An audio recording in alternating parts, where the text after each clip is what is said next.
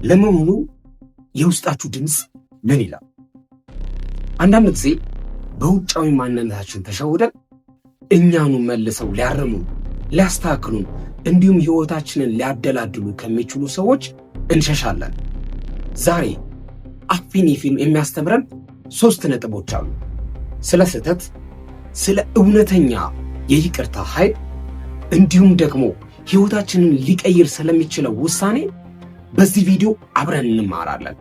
በተለይ 3ኛውና የመጨረሻው ነጥብ ለህይወታችን እድገት ለፐርሰናል ዴቨሎፕመንት በጣም ጠቃሚ ስለሆነ አብራችሁን ቆዩ።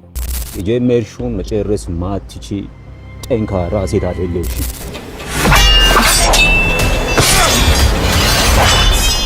መጀመሪያ ስህተትሽን ከማረም ጀምሪ። አንተ ማን ስለሆንክ ነው የኔ ስህተት የምትነግረኝ?